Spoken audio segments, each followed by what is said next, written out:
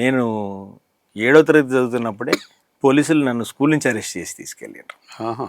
7వ తరగతి చదువుతున్నప్పుడు 7వ తరగతి చదువుతున్నప్పుడే అరెస్ట్ 7వ తరగతి చదువుతున్నప్పుడే మా దగ్గర స్కూల్కి వచ్చి, అప్పుడు ఎక్కడ మీ స్కూల్ ఎక్కడ? వెలిశాలలోనే మా ఊర్లో హై స్కూల్ ఉంది.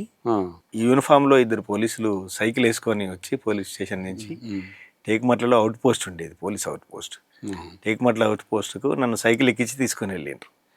తీసుకెళ్ళి ఏంటంటే, మీ ఇంటికి ఆర్గనైజర్స్ వస్తున్నారు, మీ అన్నయ్యలు మేము ఎన్నిసార్లు వచ్చినా ఇంటి దగ్గర దొరుకుతలేరు, పారిపోయినరు, తర్వాత ఎవరెవరు వస్తారు పోతారు, మీరు ఎవరెవరి ఇళ్ళలోకి వెళ్ళి మాట్లాడుకుంటారు చెప్పాలని నన్ను కూడా టార్చర్ చేసిండ్రు.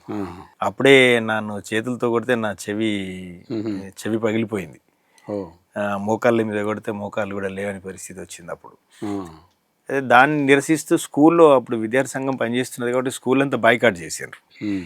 అట్ ద సేమ్ టైంలో గ్రామంలో ఉన్నటువంటి చాలామంది కూడా పెద్ద మనుషులు వాళ్ళు వీళ్ళంతా ప్రయత్నాలు చేసి ఒక 5 రోజుల తర్వాత నన్ను అవుట్ పోస్ట్ నుంచి రిలీజ్ చేసిండ్రు. అప్పుడు